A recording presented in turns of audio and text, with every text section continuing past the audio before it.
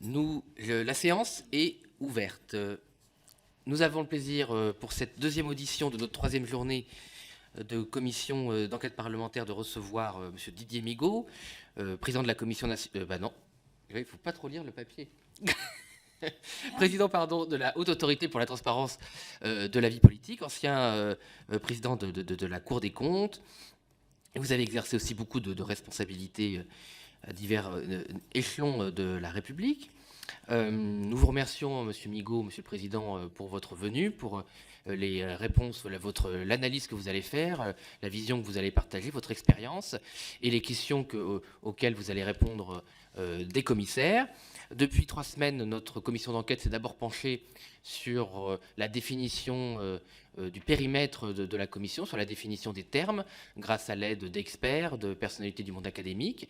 Et nous avons aussi commencé depuis la semaine dernière à auditionner des personnalités d'institutions, aussi bien de l'Agence anticorruption et ce matin de la Commission nationale des comptes de campagne et du financement de la vie politique. Et c'est donc dans l'ordre des choses que nous auditionnons maintenant le président de la Haute Autorité pour la transparence de la vie politique, puisque vous avez par définition une vision d'ensemble des élus, des personnalités, des responsables publics. C'est aussi la différence avec l'audition de ce matin, c'est qu'en plus des élus, vous avez aussi une vision sur les hauts fonctionnaires et les personnalités qui influent grandement sur les décisions publiques sans être élus. Nous vous interrogerons, Monsieur le Président, sur les dossiers et sur les anomalies que vous avez peut-être pu repérer, les risques d'ingérence, donc en particulier les ingérences étrangères que vous avez pu peut-être relever ou soupçonner dans le cadre de vos contrôles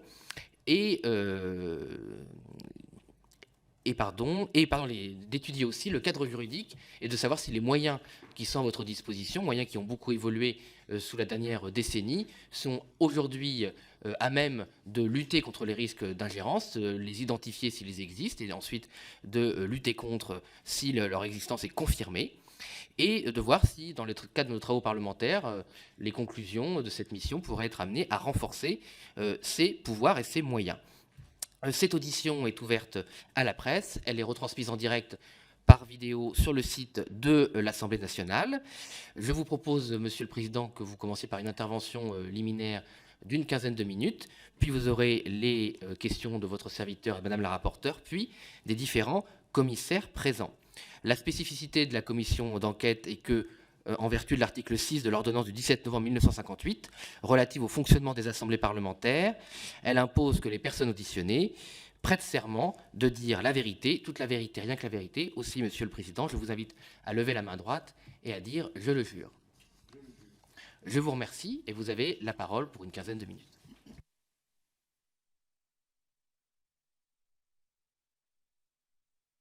Rapporteur, mesdames, messieurs les députés, je vous remercie de m'inviter aujourd'hui pour échanger avec vous sur la question de l'influence, de l'ingérence de puissances étrangères quand elles visent particulièrement à influencer, voire à corrompre des relais d'opinion, des dirigeants ou des partis politiques français. Je suis accompagné par Madame Gamgani, qui est la secrétaire générale de la Haute Autorité, et puis par Ted Mars, qui est le directeur des relations avec les publics et de la communication.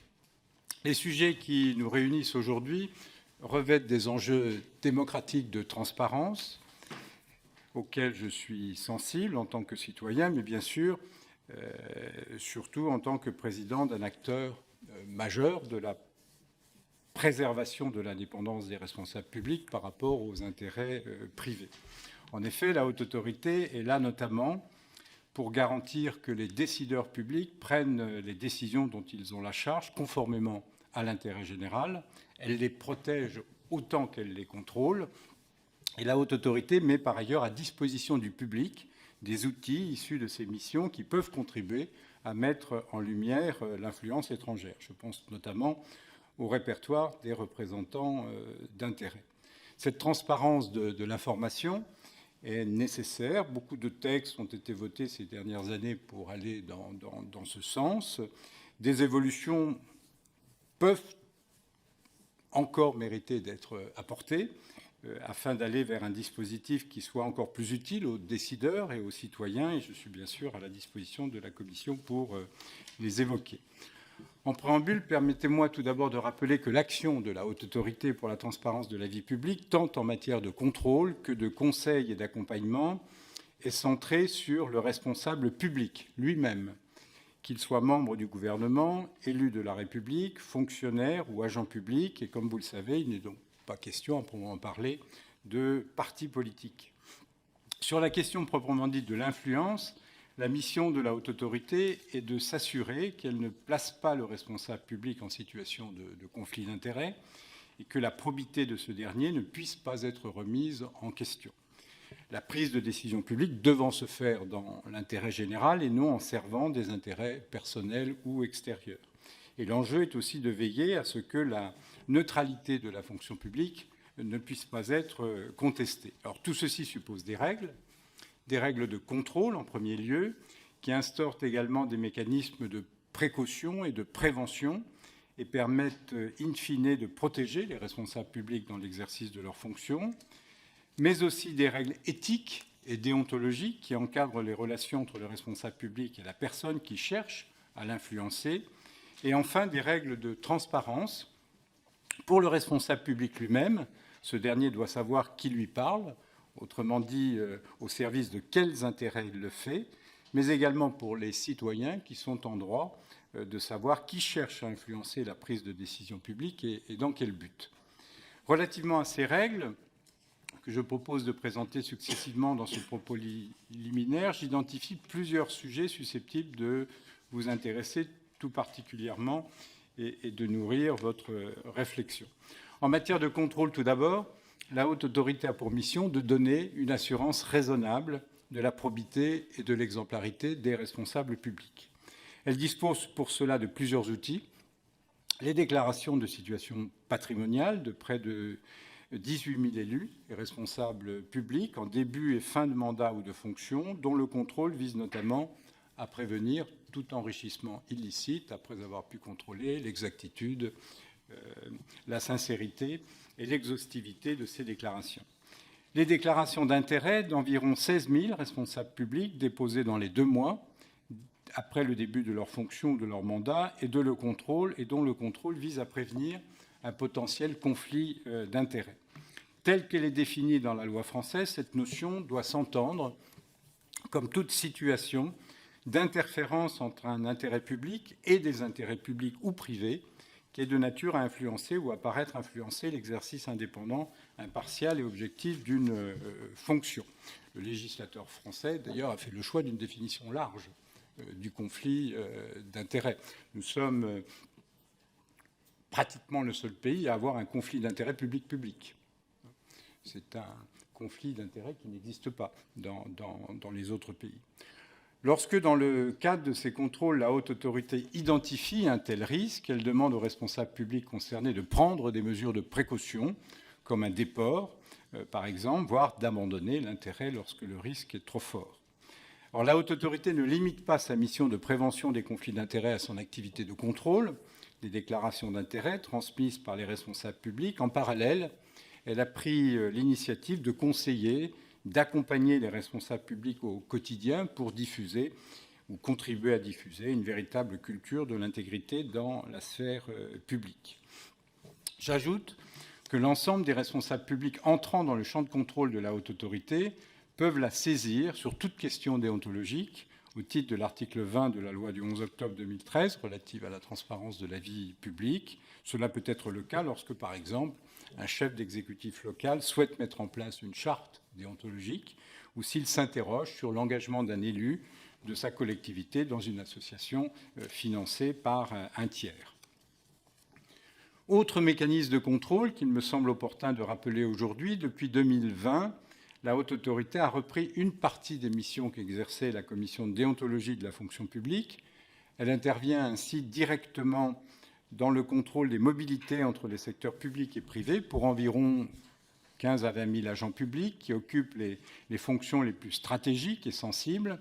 Et le contrôle de la Haute Autorité s'exerce lors de la mobilité dans le secteur privé de l'agent public, mais aussi lors de sa nomination. Alors cette mobilité vers le secteur public n'est pas interdite, elle a même été encouragée par les gouvernements successifs depuis une quinzaine d'années, mais elle doit s'inscrire dans un cadre et respecter certaines règles. Et la haute autorité vérifie si l'activité envisagée risque de poser des difficultés de nature pénale ou déontologique. Et l'objectif de ce double contrôle est de protéger aussi bien l'intéressé que l'administration. Sur le plan pénal, il s'agit de vérifier que le responsable public ne se place pas en situation de prise illégale d'intérêt.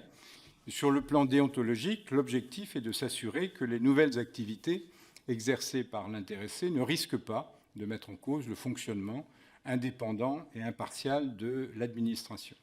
Alors, si elle identifie de telles difficultés, la haute autorité peut rendre un avis de compatibilité avec réserve lorsque des mesures de précaution sont susceptibles de prévenir le risque pénal et déontologique. Dans la très grande majorité des cas, la haute autorité autorise le projet de la personne concernée.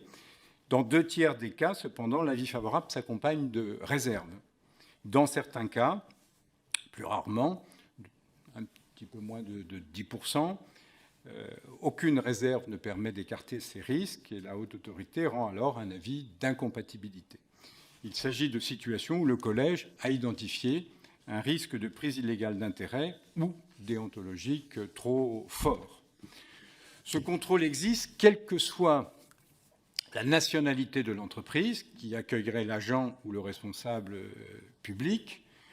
La plupart du temps, les projets de mobilité s'effectuent en France auprès d'entreprises françaises. À titre de contre-exemple, la haute autorité a été conduite à rendre des avis sur des projets d'anciens ambassadeurs français qui souhaitaient travailler au sein de sociétés étrangères.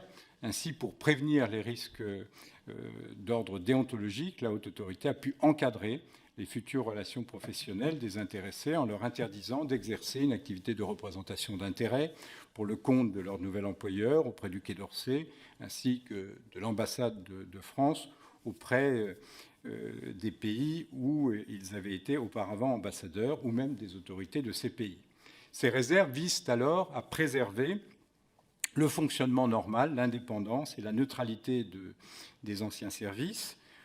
Autre cas susceptible d'intéresser particulièrement votre commission, la haute autorité a empêché la reconversion d'un agent public chargé du suivi des participations de l'État au sein de l'Agence des participations de l'État qui souhaitait rejoindre une entreprise étrangère, à la fois partenaire et concurrente de l'entreprise française dont l'agent assurait la surveillance.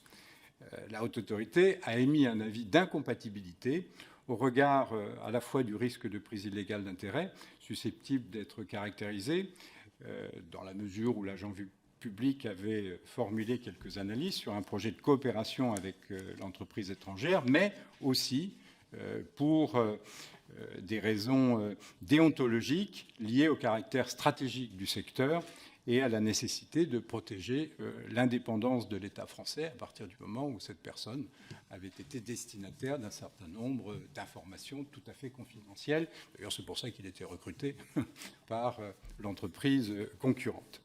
Toutefois, sur cette question du contrôle de la reconversion dans le secteur privé d'anciens responsables publics, je note qu'un certain nombre de pays peuvent avoir des pratiques différentes. Il peut y avoir, par exemple, des délais de carence qui existent dans un certain nombre de pays, allant jusqu'à interdire pendant 1 an, 2 ans, à tout responsable public ou qui a occupé des fonctions importantes d'avoir des activités de lobbying ou des activités pouvant intéresser une entreprise étrangère à ce pays. Vous retrouvez ce type de législation notamment au Canada ou aux États-Unis. Enfin, je tiens à préciser que pour renforcer l'efficacité de ces contrôles, en lien notamment avec la question de l'influence étrangère, la haute autorité s'appuie sur son activité à l'international qui lui permet d'être au fait de stratégies d'influence et de partager les bonnes pratiques de contrôle et d'encadrement mises en œuvre par d'autres pays. Nous participons notamment aux travaux de réflexion menés par l'OCDE depuis quelque temps sur ces sujets et nous constatons d'ailleurs la nécessité de progresser dans le recueil des données sur justement ces influences étrangères, notamment par le biais des dispositifs d'encadrement de la représentation d'intérêts et des reconversions professionnelles des responsables publics français vers des entités étrangères. Au-delà des outils et mécanismes de contrôle qui contribuent à garantir l'intégrité des responsables publics et à lutter contre la corruption au sens large, des règles déontologiques doivent encadrer les relations entre ces mêmes responsables publics et les personnes qui exercent une activité d'influence. C'est ce qu'a introduit la loi dite Sapin II concernant la représentation d'intérêts. Cette loi encadre pour la première fois en France une activité qui suscite souvent de vives interrogations, voire beaucoup de méfiance dans notre pays. Or, la représentation d'intérêts est une activité très ancienne, légitime d'ailleurs dans une démocratie, puisqu'elle permet aux acteurs privés issus du monde économique ou de la société civile de faire entendre leur point de vue ou d'apporter leur expertise, et aux décideurs d'être ainsi les plus éclairés possibles. Or, le dispositif introduit par la loi Sapin II n'a pas vocation à remettre en question cette pratique. Il a vocation, en revanche, à rendre compréhensibles, transparentes les relations entre représentants d'intérêts et responsables publics, à les encadrer. C'est tout le sujet de la régulation, effectivement, de l'encadrement de l'activité de lobbying. Depuis juillet 2017, les représentants d'intérêts sont tenus de s'inscrire sur un répertoire numérique accessible sur le site internet de la Haute Autorité, dans lequel ils doivent donner des informations sur leur organisation, leur action de représentation d'intérêts, les moyens qu'ils consacrent à cette activité. Nous avons de l'ordre de 2500 représentants d'intérêts qui sont inscrits aujourd'hui sur ce répertoire, et avec de l'ordre de 54 000 activités déclarées par ces mêmes représentants d'intérêts. Par ailleurs, des règles déontologiques ont clairement été définies par le législateur pour encadrer les relations entre les représentants d'intérêts et les responsables publics. Les représentants d'intérêts doivent exercer leur activité avec probité et intégrité, sont par exemple tenus de déclarer leur identité, l'organisme pour lequel ils travaillent, les intérêts ou entités qu'ils représentent dans leurs relations avec les responsables publics, et cette obligation leur interdit de dissimuler l'identité de ceux qui les rémunèrent. Le respect de ces obligations déclaratives et déontologiques des représentants d'intérêts a également été confié à la Haute Autorité, qui a déjà mené plusieurs centaines de contrôles sur ces représentants d'intérêts.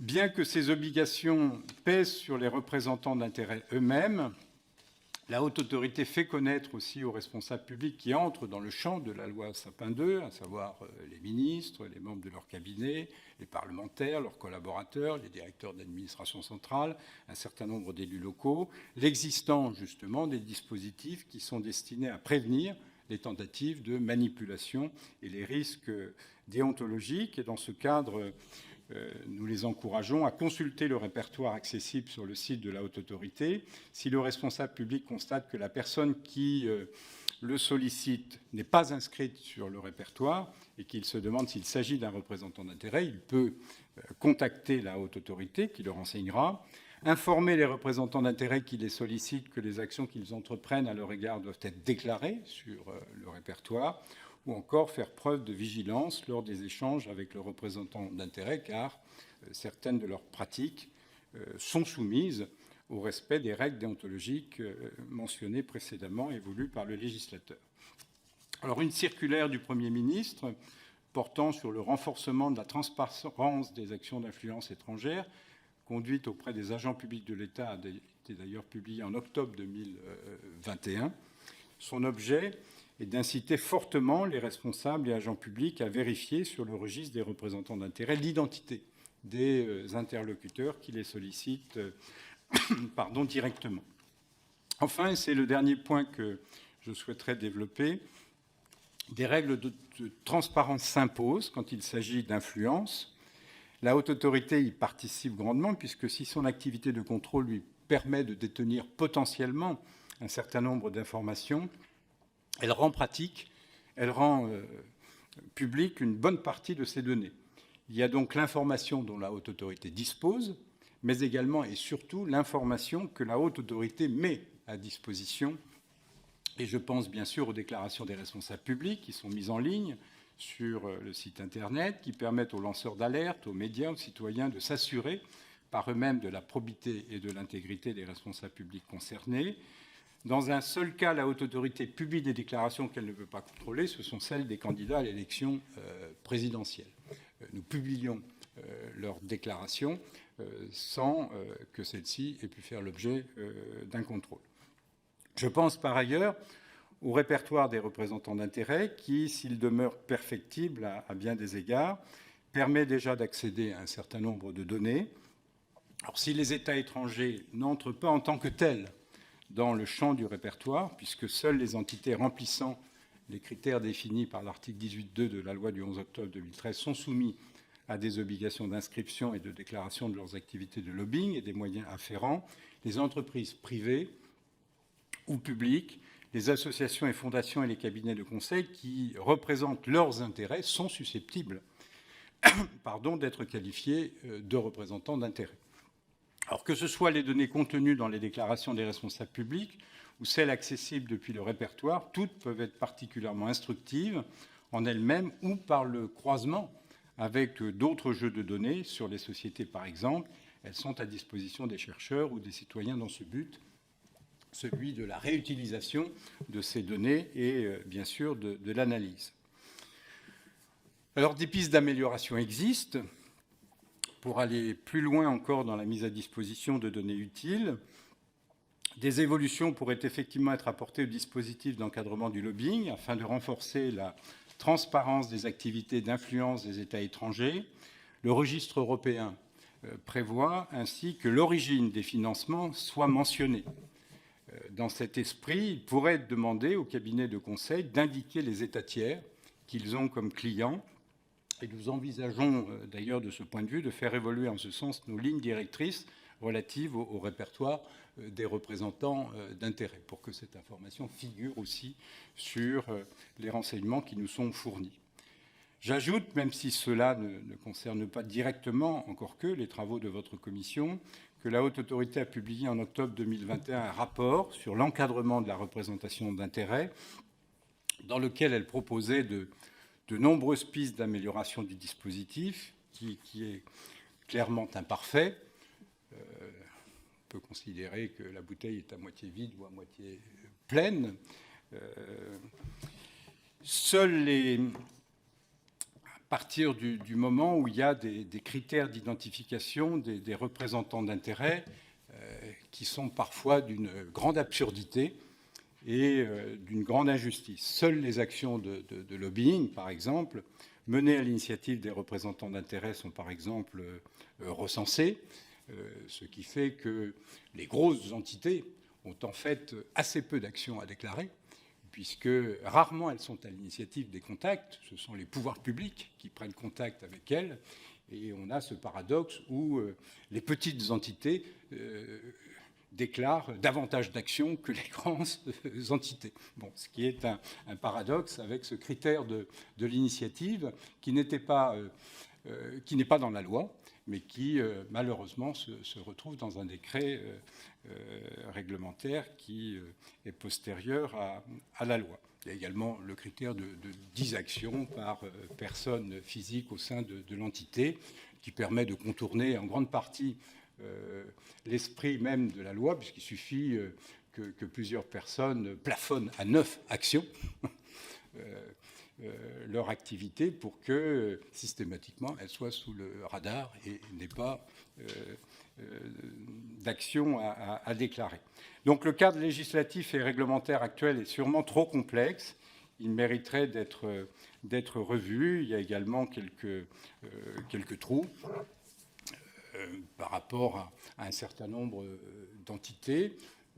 Je pense par exemple aux associations cultuelles qui peuvent avoir une certaine importance, notamment au niveau de certains pays étrangers, qui peuvent passer par des associations cultuelles pour justement exercer une certaine influence. Le législateur a exclu les associations cultuelles de la catégorie dite des représentants d'intérêt. On pourra revenir sur ces sujets-là si vous le souhaitez. Parallèlement aux obligations des représentants d'intérêt, la Haute Autorité encourage par étapes la publicité en open data des rencontres des responsables publics avec les représentants d'intérêt pour rendre plus transparentes leurs relations. Des parlementaires ont d'ailleurs pris cet engagement, notamment au niveau de celles et ceux qui peuvent avoir des responsabilités. Par ailleurs, la CADA avait rendu en 2018 plusieurs avis favorables à la mise en ligne des agendas publics des membres du gouvernement dans un format ouvert, aisément réutilisable, exploitable et régulièrement actualisé. Alors, ces avis ne sont pas contraignants, mais il pourrait être judicieux de généraliser ces bonnes pratiques afin d'avoir une meilleure connaissance de l'activité de lobbying et de parachever ainsi le dispositif.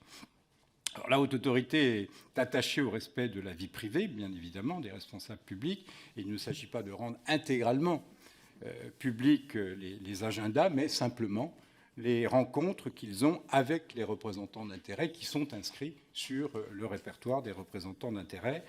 La régulation du lobbying ne peut en effet être efficace que si les obligations de transparence sont réciproques, c'est-à-dire si les responsables publics mettent à disposition, dans un format ouvert et homogène, les informations qui sont relatives à leurs relations avec les représentants d'intérêt. Sachant que sur le répertoire, c'est aux représentants d'intérêt de déclarer l'ensemble des actions, des contacts et des moyens engagés. D'ailleurs, elles les recensent, mais elles n'ont pour obligation que de déclarer seulement les actions dont elles sont elles-mêmes à l'initiative.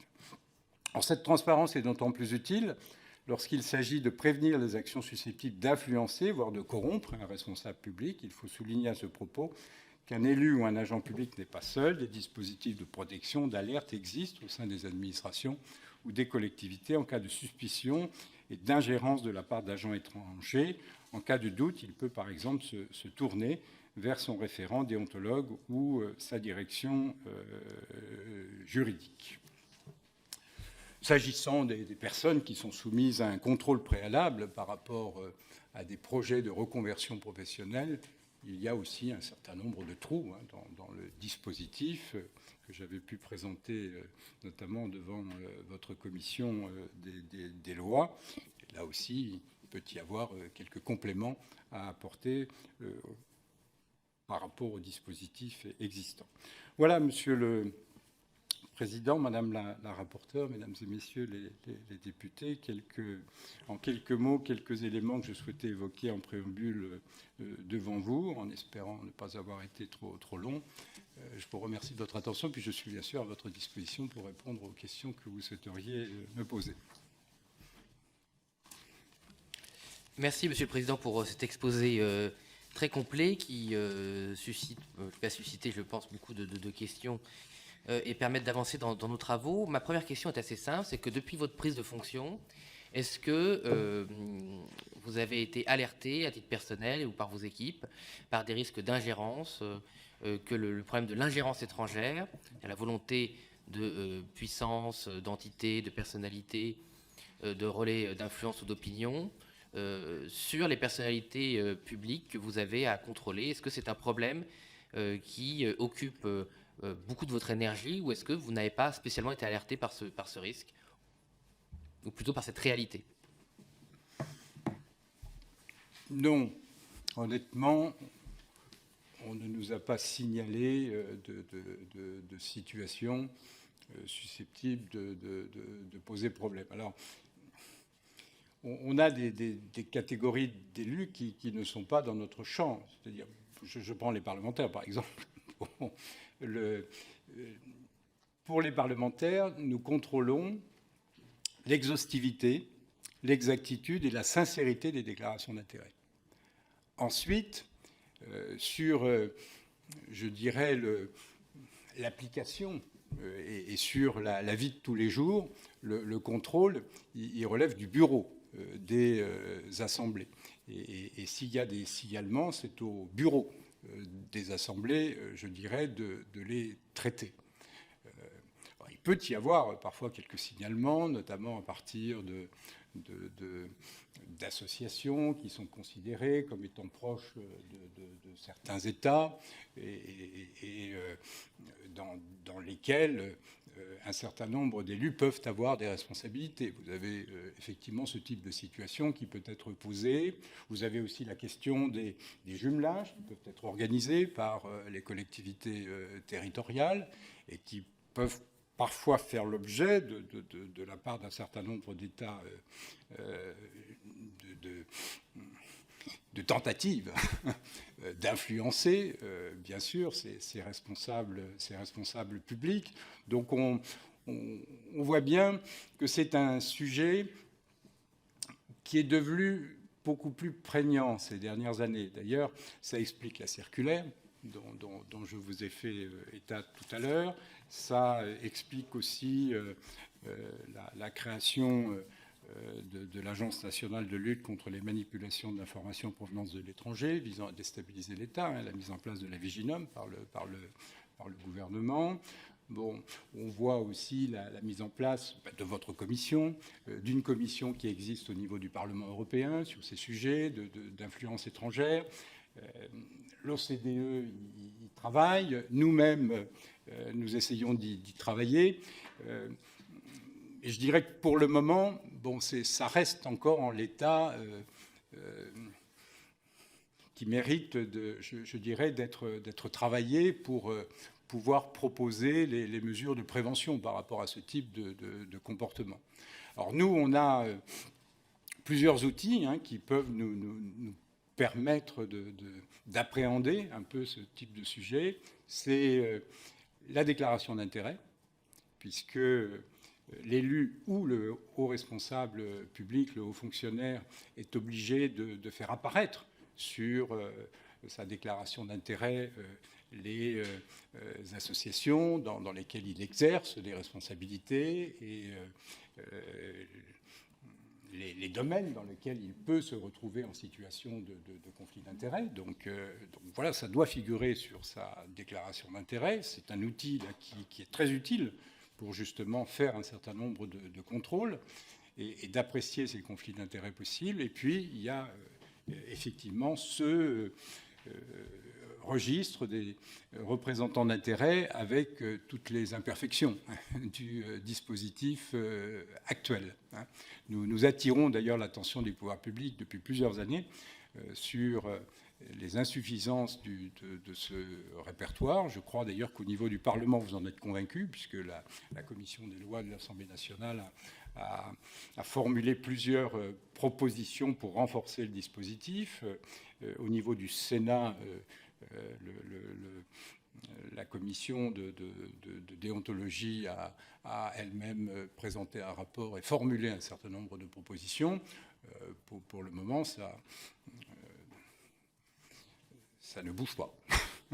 Bon, et je trouve que c'est dommage par rapport, je dirais, à l'intérêt que peut avoir ce répertoire par rapport justement aux préoccupations qui sont les vôtres ou qui pourraient être les nôtres également.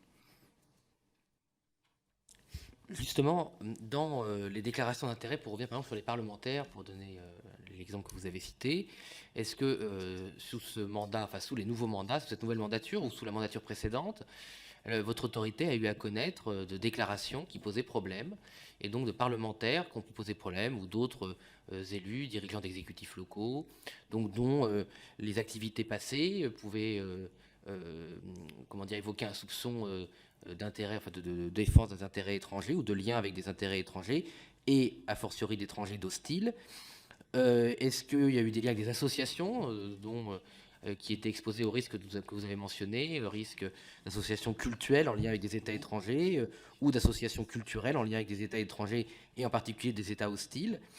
Et donc voilà, est-ce que dans les dossiers que vous avez eu à connaître depuis la création de l'autorité, il y a des dossiers de parlementaires ou des dossiers de dirigeants d'exécutifs locaux ou d'autres personnalités que vous avez à contrôler, de personnages publics que vous avez à contrôler, qui ont posé problème sur la question précise de l'ingérence étrangère? Non. Non. Il n'y a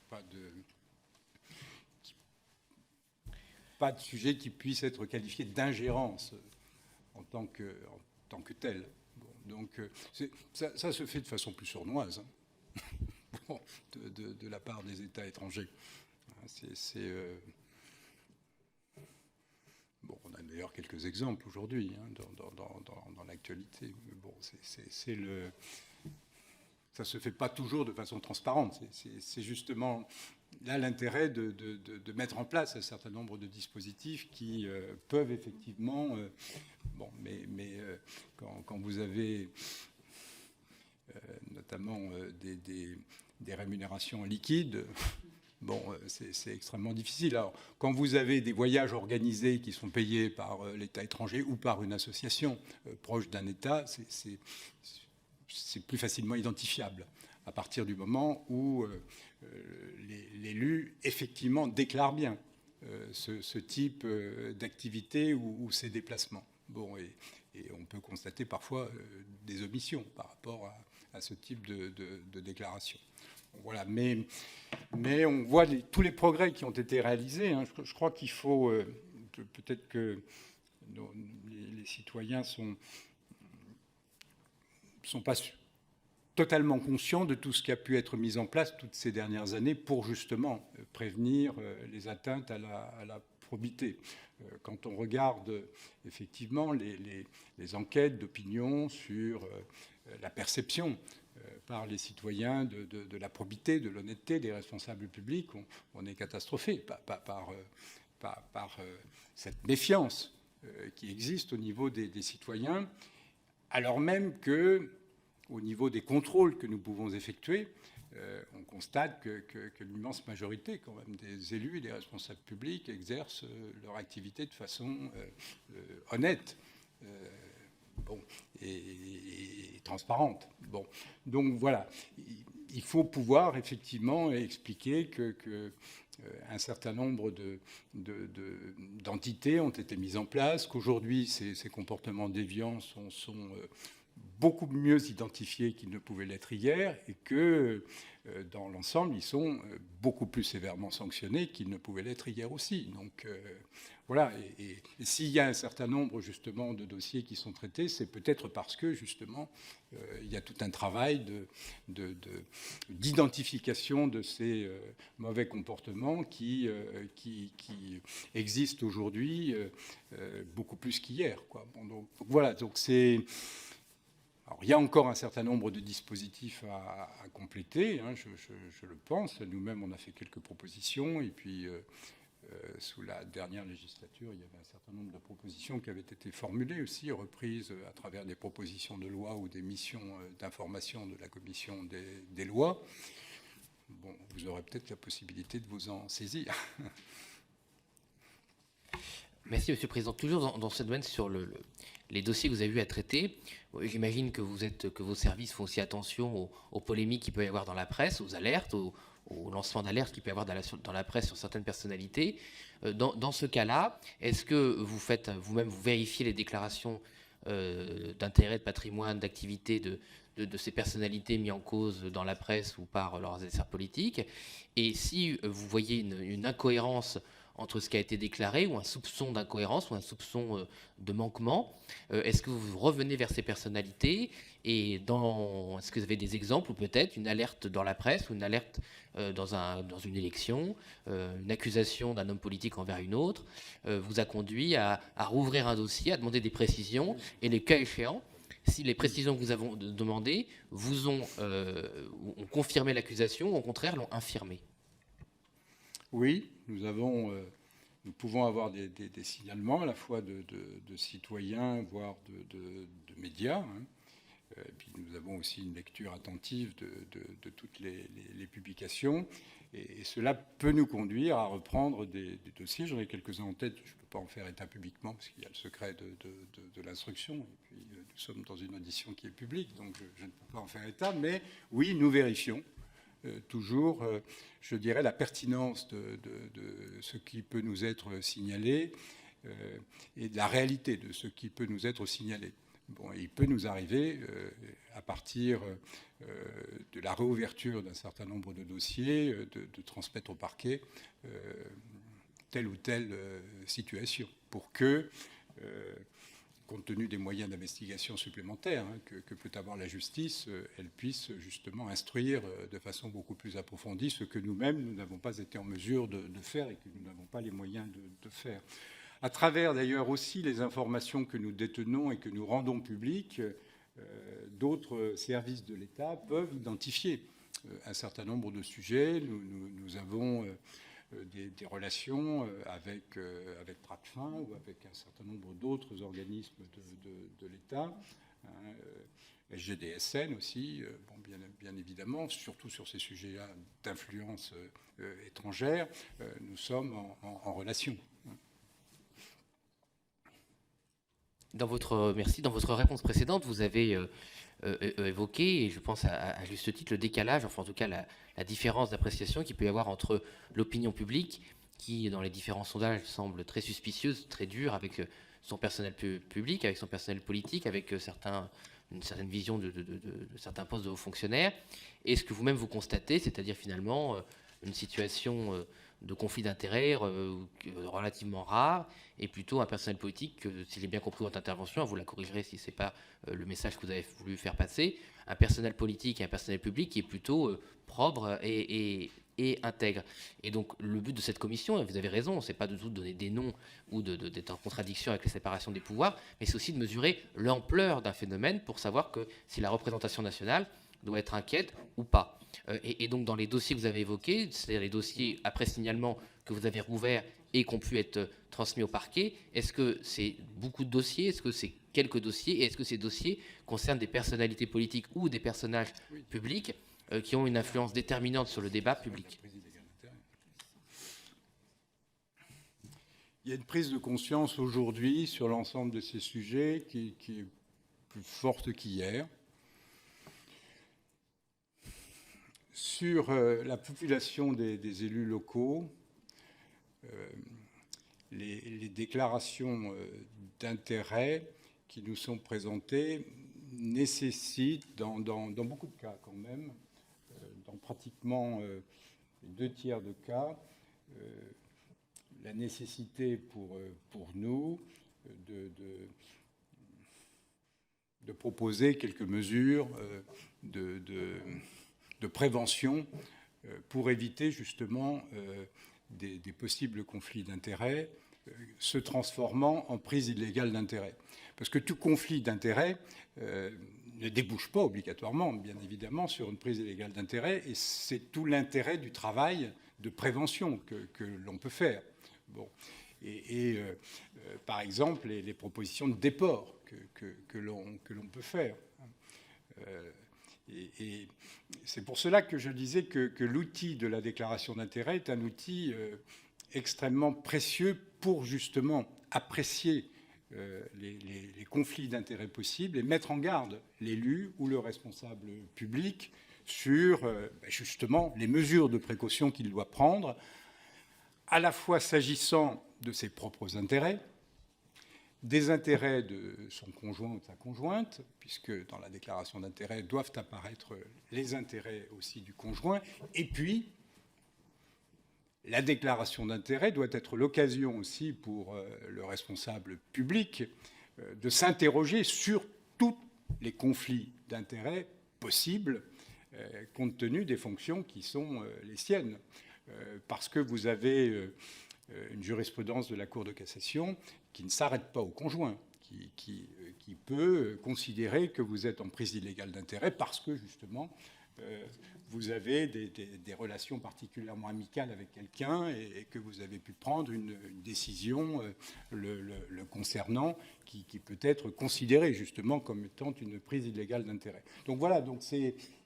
La déclaration d'intérêt doit être aussi l'occasion de s'interroger sur tous ces sujets-là par rapport aux responsabilités qui peuvent être les vôtres et au niveau notamment des collectivités territoriales, au niveau des adjoints, des vice-présidents, d'intercommunalités. C'est très important de pouvoir tenir ce raisonnement à partir du moment où beaucoup de ces élus ont bien évidemment des activités professionnelles.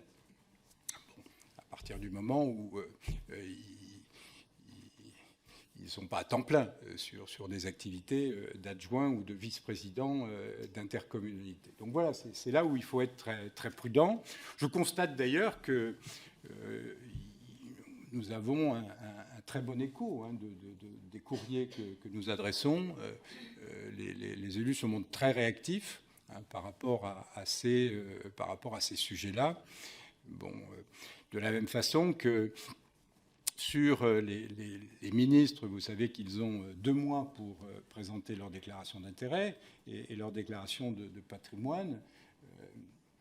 J'ai eu l'occasion d'ailleurs de formuler une proposition pour que le délai soit raccourci pour ce qui concerne le dépôt des déclarations d'intérêt des ministres, dans leur propre intérêt d'ailleurs, pour que très rapidement la haute autorité puisse s'en saisir et formuler les propositions de déport adéquates par rapport justement à des activités antérieures. Parce que 2 mois, plus les quelques semaines ou mois qu'il faut pour contrôler, vous arrivez à 3, 4 mois, et pendant ces 3, 4 mois, vous avez pu, malheureusement, vous retrouver dans une situation de prise illégale ou de conflit d'intérêts, voire même de prise illégale d'intérêts. Donc c'est important, je pense, de réduire les délais et de formuler un certain nombre de propositions de déport, les déports étant rendus publics, c'est clair, et ça évite justement de commettre des erreurs.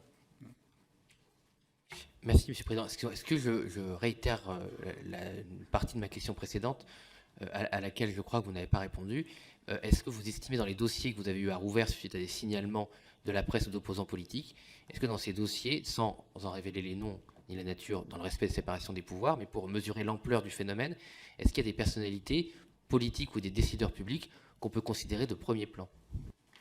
Enfin, que vous considériez, vous avez fait de la politique, que vous appelleriez vous de premier plan, ou est-ce que c'est des personnes, comme vous avez cité, comme vous avez répondu spontanément sur du personnel politique local, est-ce que ça concerne plus des personnalités politiques locales que des personnalités politiques nationales de premier plan, ou qui sont susceptibles d'avoir une influence sur les grands choix de notre démocratie ? Si ce sont des personnalités de premier plan, vous savez, vous en avez connaissance.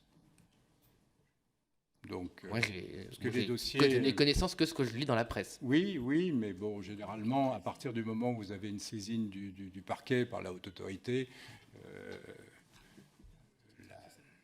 nous le faisons savoir. Donc voilà, donc c'est rendu public. On a heureusement très peu de cas. Heureusement. Bon, donc c'est plutôt rassurant, parce qu'il y a quand même un certain nombre de dispositifs qui permettent justement de faire ces contrôles. Bon, sur les principales personnalités, sur les déclarations d'intérêt et de patrimoine des ministres, lorsque nous avons des situations qui nécessitent des transmissions au parquet, c'est quand même exceptionnel. Bon, heureusement, là aussi. Sur la population des parlementaires, les appréciations que nous pouvons formuler sont également extrêmement rares dans l'ensemble. Les déclarations sont correctement remplies, ou si elles ne le sont pas obligatoirement spontanément, il peut y avoir effectivement des omissions, mais elles ne sont pas substantielles à un point tel que ça nécessite de notre part une appréciation susceptible d'être rendue publique ou une transmission au parquet. Donc on voit qu'au niveau notamment de responsables nationaux, il y a cette prise de conscience que voilà, il y a un certain nombre d'obligations depuis ces dernières années, et dans les échanges que nous avons, ça se passe dans l'ensemble très bien. Bon, donc, et de façon très constructive avec les représentants des pouvoirs publics. Sur les questions de contrôle aussi des mobilités, là parfois un petit peu plus de difficultés, mais là aussi ça rentre un peu dans les faits. Bon, certains peuvent nous dire, mais auparavant toutes ces règles n'existaient pas et je pouvais aller où je voulais. Ben oui, sauf qu'il y a un certain nombre de lois qui sont intervenues entre-temps, et des risques à la fois pénales et déontologiques qui doivent être pris en considération. Bon, donc, et le législateur l'a voulu ainsi. Hein.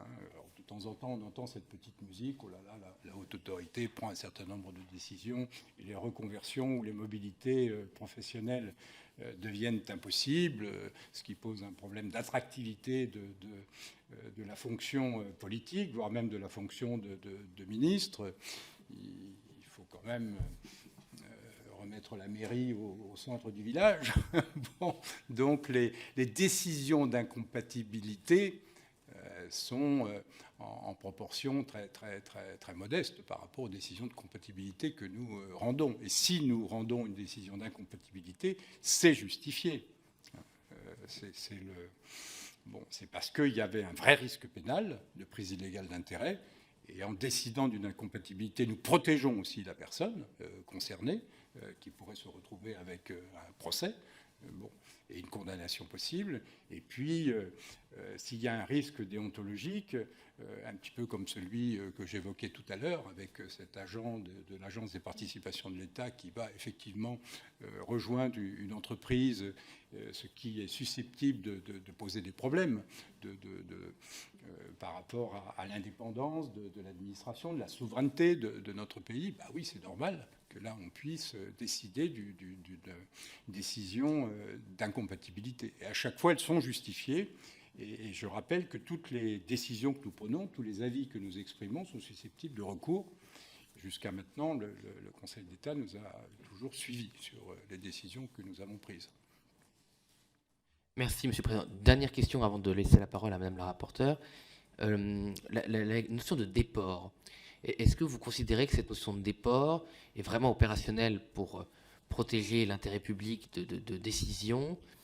Je m'explique. On a eu quelques cas, je pourrais les donner si les commissaires le souhaitent, mais bon, officiellement, les personnes sont mises en situation de déport, mais compte tenu de la façon dont sont organisées les relations humaines, du centralisme parisien, de la concentration d'un certain nombre de pouvoirs dans une zone géographique intra-parisienne très petite, où les gens se connaissent tous, est-ce que cette situation de déport n'est quand même pas très formelle, et que c'est pas parce que vous déclarez que vous êtes en situation de déport, que ça vous empêche d'envoyer un SMS à la personne qui vous remplace, de dire, comme à la maternelle, de demander à Madame X de dire à Monsieur Y que Madame Z pense que ça.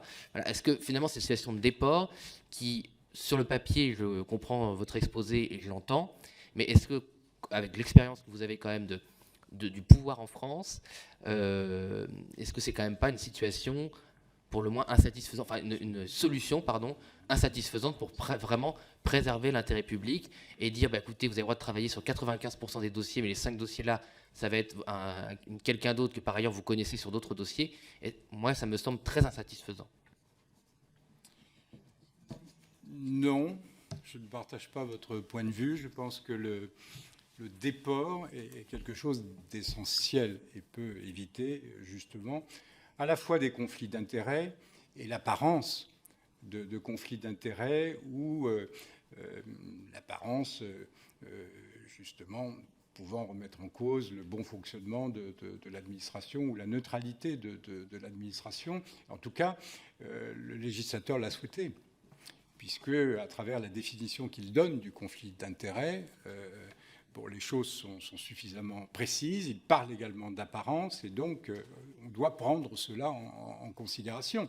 Et si on ne le prenait pas en considération dans les mesures de prévention que l'on préconise, le juge pénal pourrait à ce moment-là sanctionner de manière très forte la personne. Donc je pense en tout cas pour les ministres, pour des adjoints ou pour des vice-présidents, pouvoir organiser des déports par rapport à des situations où justement ils peuvent se retrouver en situation de conflit d'intérêts, y compris en apparence, c'est quelque chose de très protecteur. Protecteur de la personne elle-même et protecteur de l'administration ou de la collectivité. Alors après, il y a les conditions d'exercice de ces déports, notamment au niveau de quelques collectivités territoriales, où on a effectivement des situations où des élus ont pu expliquer qu'ils se déportaient tout en ne sortant pas de la salle et qui ont pu se retrouver condamnés parce qu'ils ne sont pas sortis de la salle. Ça, c'est peut-être des choses qui peuvent être précisées par le législateur. Et puis, bon, peut-être que le déport en toutes circonstances ne se justifie pas quand il s'agit de subventions très faibles, bon, ou des choses comme ça. Mais compte tenu de la profession que vous avez exercée, compte tenu des responsabilités qui ont pu être les vôtres dans des vies antérieures, les déports, c'est vraiment quelque chose qui me paraît tout à fait indispensable, bon, pour garantir justement le bon fonctionnement et l'indépendance et la neutralité de l'administration. Ça se passe bien d'ailleurs, hein. Bon, puisque pour les ministres, vous avez un registre des déports, bon, qui peut être consulté par chacune, chacun. Bon, nous veillons effectivement à ce que tout ça soit respecté, donc nous interrogeons régulièrement. Bon, sur les élus aussi, à chaque fois que nous leur proposons des déports, c'est parfaitement compris. Bon, voilà. Après, je vous dis, il peut y avoir telle ou telle situation.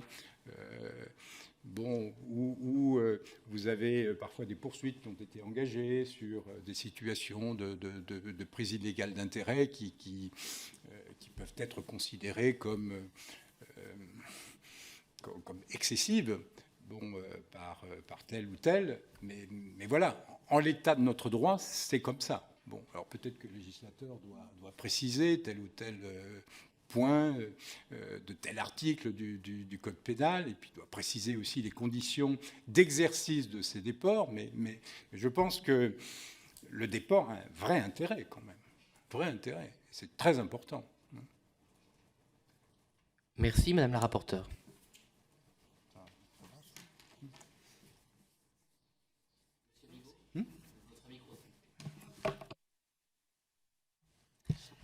Merci, Monsieur le Président. Merci, Monsieur le Président, de votre présence parmi nous et de cette présentation. J'en retiens que globalement, en tout cas, c'est le sentiment étayé par votre travail, votre constat à la tête de la HATVP. C'est ce que vous nous avez dit, que le réflexe déontologique, en quelque sorte, semble de plus en plus ancré dans le personnel politique et public que la HATVP est censée contrôler ou auprès duquel elle a exercé sa mission. Et donc ça, c'est une chose positive pour la bonne santé de notre démocratie et la sincérité de notre vie démocratique. Néanmoins, et vous en avez formulé quelques-unes, des améliorations, des modifications, des compléments au cadre législatif et réglementaire actuel peuvent encore être envisagés. Et vous en avez, encore une fois, évoqué quelques-uns. Alors, je voulais être sûre d'avoir bien entendu ce que vous avez dit, parce que ça faisait partie de l'une des questions que je pensais vous poser, mais vous avez en quelque sorte devancé cette question. S'agissant des représentants d'intérêt, vous avez dit que vous travaillez, que vous envisagez fortement à la HATVP de modifier ou de compléter les lignes directrices pour faire en sorte que la représentation d'intérêt qui a pour client telle ou telle puissance étrangère le mentionne expressément dans sa déclaration d'intérêt. Parce que ça, c'était quelque chose évidemment que j'avais identifié comme un manque, une absence. Donc là, il y a un travail déjà engagé, une réflexion aboutie, et la HATVP souhaite vraiment pouvoir, dans ces lignes directrices, il n'est pas nécessaire de faire une modification d'ordre législatif, c'est quelque chose qui est entièrement aux mains à travers ces lignes directrices de la HATVP. Je vous ai bien compris. Directrice, et nous avons éprouvé le besoin justement de le préciser. Et nous sommes dans une procédure de révision de ces lignes directrices. D'ailleurs, nous les soumettons à un échantillon aussi de représentants d'intérêt pour voir comment ils peuvent réagir par rapport à ces lignes directrices. Puis ensuite, le collège de la haute autorité les arrêtera de façon définitive. Mais effectivement, c'est quelque chose qui n'apparaît pas du tout contraire à la loi, bon, et qui peut être extrêmement utile par rapport justement bien aux sujets qui sont les vôtres dans le cadre de cette commission d'enquête. Ah oui, pardon. Moi, je peux, mais pas là. Oh, ok, merci. Donc, je vous avais bien compris. Je pense que c'est très important que ça se sache, que ça soit entendu par celles et ceux qui observent nos auditions et que voilà, cela puisse soulever un espoir supplémentaire. Justement, s'agissant toujours des déclarations d'intérêt, mais cette fois-ci de celles qui ont à être faites par les personnages politiques et publics, pas les représentants d'intérêt.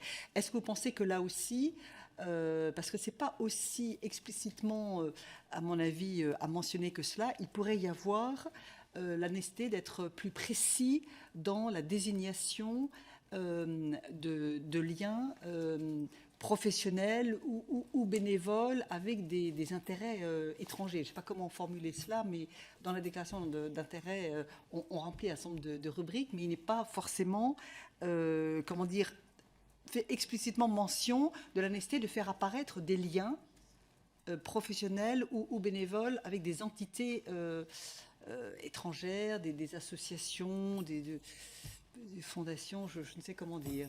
Voilà. Est-ce que là, il y a une marge de précision ou d'explicitation supplémentaire à franchir? Oui, je le pense. On a un cadre qui est extrêmement précis et qui a été défini à la fois par la loi et un certain nombre de textes réglementaires. Donc, et la haute autorité n'a pas de capacité d'interprétation. Les rubriques sont là et elles sont là. On voit bien qu'il y a un certain nombre de rubriques qui, aussi bien pour la déclaration de patrimoine d'ailleurs que pour la déclaration d'intérêt, mériteraient d'être précisées et d'être mieux formulées. Et peut-être qu'il faudrait justement avoir une rubrique sur justement ces influences étrangères possibles ou ces liens que l'on peut avoir avec l'étranger pour que justement ce soit complètement transparent.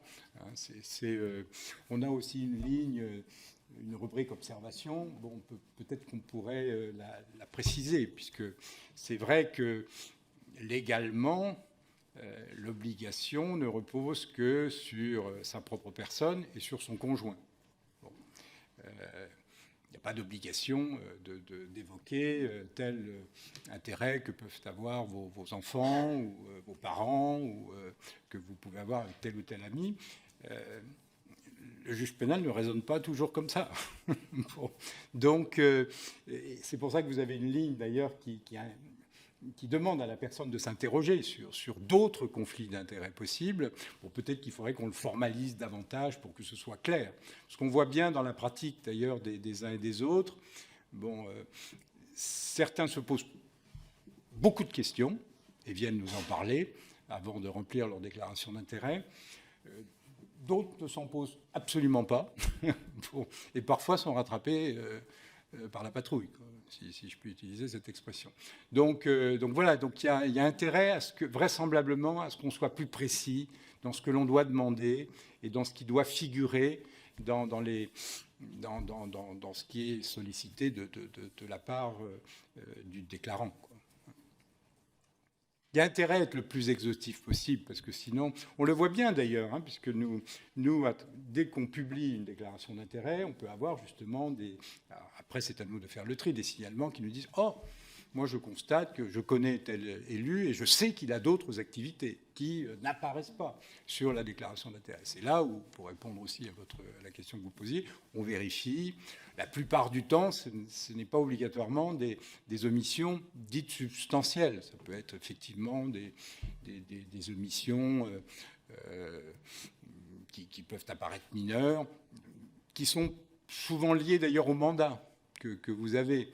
Bon, à la fois comme élu ou comme dirigeant d'une entreprise publique. Vous êtes souvent membre de droit dans d'autres entités, bon, non rémunérées. Bon, donc parfois c'est oublié. Bon, donc, alors c'est pas considéré par nous comme étant une omission substantielle susceptible d'être transférée ensuite au parquet. Mais on demande à la personne de corriger pour éviter justement tous ces malentendus. Et il vaut mieux être le plus exhaustif possible.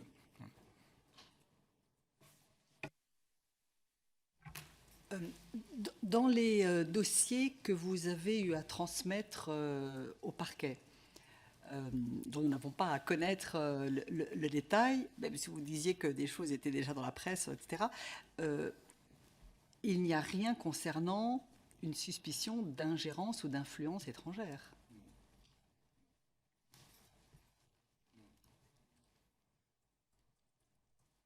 C'est clair. Vous avez d'autres questions, Madame la rapporteure? Une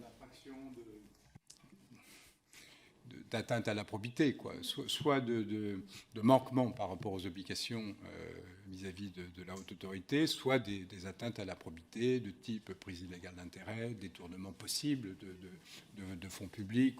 C'est plus ce type de dossier que nous pouvons transmettre effectivement au parquet. Dans des situations d'ingérence, non.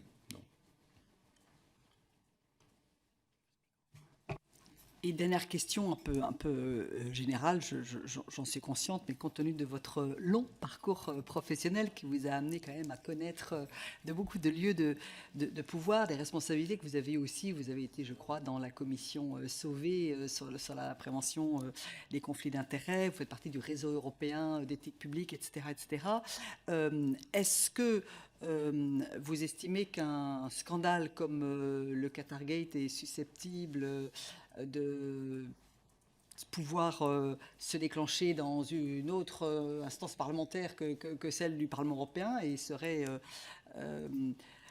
éventuellement susceptible d'être également déclenché sur le territoire national, ou est-ce que vous pensez que le cadre réglementaire, législatif, le travail des différentes instances de contrôle, à commencer par la vôtre, bien évidemment, et le réseau d'obligations, de déclarations, etc., sont suffisamment robustes pour préserver la démocratie française? Dans notre pays, une sensibilité plus grande, des dispositions plus fortes aussi qui ont été prises ces dernières années. Cela dit, le risque de comportement déviant est toujours possible. Alors, les contrôles sont plus forts. Par exemple, puisque vous évoquez le Qatargate, les députés européens français nous doivent des déclarations d'intérêt et de patrimoine. Ce n'est pas le cas de tous les députés européens des autres pays, d'autres pays. Donc il y a un certain contrôle qui se fait sur... Alors après, vous pouvez toujours avoir un élu qui oublie un certain nombre de choses ou qui peut avoir un comportement déviant, mais on a un certain nombre d'alertes qui ont pu être mises en place dans notre pays qui font que voilà, le risque est vraisemblablement moins fort que dans d'autres pays. Mais on n'est jamais à l'abri vous savez, sur les avoirs aussi détenus à l'étranger. Bon, si la personne ne déclare pas, nos moyens d'investigation, ou les moyens d'investigation, y compris du ministère de l'économie et des finances, si l'État dans lequel ces avoirs sont placés ne joue pas le jeu de l'échange d'informations ou de la transparence, bon, voilà. Et on sait qu'il y a un certain nombre d'États qui continuent de ne pas jouer le jeu de la totale transparence sur les échanges d'informations. Donc il y a un certain nombre de situations qui malheureusement encore peuvent se produire. Vous pourrez prendre tous les textes que vous voulez. Bon, il y a toujours des gens qui peuvent éprouver le besoin de se mettre en infraction. Mais je pense qu'il y a possibilité justement d'arriver à les identifier de plus en plus. Et puis ce type de comportement aujourd'hui est beaucoup plus sanctionné qu'hier. Hein. Donc je pense qu'il y a moins de risques dans notre pays, même si, je vous dis, on n'est pas totalement à l'abri, bien évidemment. Oui, au fond, la menace dans notre pays, compte tenu de ce que vous dites, de ce tissu que nous avons patiemment construit, d'obligations, d'encadrement, de contrôle, etc., la menace, elle est autre. Elle est hybride et elle est autre. Elle est sur les réseaux sociaux, elle est sur l'information, elle est sur les manipulations, elle est certainement sur d'autres champs. Et vous le disiez vous-même, les manœuvres sont souvent sournoises. Corruption existe, hein. aussi dans notre pays. Hein. Donc il faut pouvoir mettre en place ou avoir tous les outils pour pouvoir, bien évidemment, la combattre. D'ailleurs, je suis de ceux qui pensent que ça doit faire l'objet d'une politique publique et qu'aujourd'hui, elle est insuffisamment identifiée et identifiable. Bon, que le Parlement ne s'en saisit jamais. Le Parlement n'est jamais saisi il peut être saisi comme ça d'un texte pouvant lutter contre la corruption, mais chaque année, il n'est pas saisi je dirais, d'un programme concernant justement l'ensemble de tous les dispositifs qui sont mis en place pour lutter contre les atteintes à la probité ou contre la corruption. Et sur l'exécution de ce programme, il est encore moins consulté ou saisi. Donc je pense qu'il y a une réflexion aussi à conduire sur les compétences des uns et des autres à partir du moment où on voit bien qu'il y a parfois des chevauchements, des doublons ou des malentendus qui peuvent exister entre les interventions des uns et des autres. Donc je pense qu'on a encore des marges de progression et que justement y réfléchir à froid peut être utile parce que jusqu'à maintenant, tous les dispositifs mis en place ont toujours été après des scandales. Bon. Légiférer à chaud n'est pas toujours, je dirais, le plus pertinent au regard des dispositifs qui sont mis en place. Donc de temps en temps, s'interroger sur justement la cohérence de l'ensemble des dispositifs pour faire en sorte d'améliorer l'efficacité et l'efficience de ces dispositifs, c'est quelque chose qui me semble-t-il, serait utile. Mais vous avez un certain nombre d'entités qui ont été mises en place quand même ces dernières années, qui contribuent très, très largement justement à lutter contre les atteintes à la probité et contre la corruption.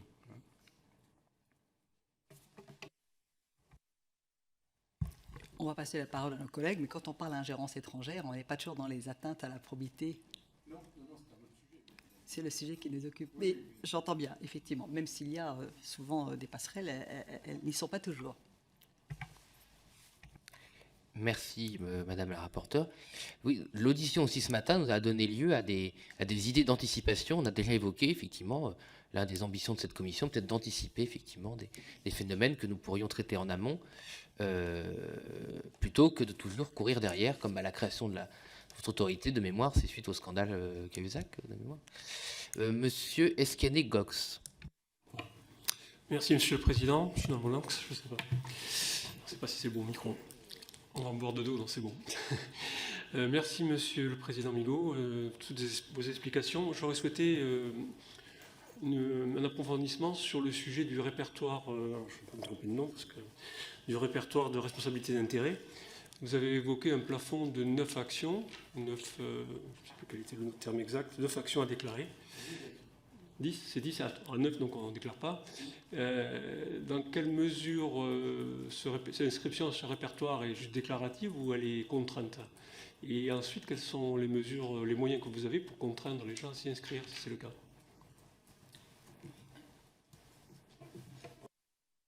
Et déclaratif, hein. Bon. Nous avons la possibilité de contrôler. Il y a des sanctions possibles. Hein. Le défaut de déclaration est passible de 15 000 € d'amende, de 1 an de prison possible. Bon, et puis il y a la possibilité effectivement de rendre publiques les décisions que nous prenons. Bon, ce qui en termes d'image peut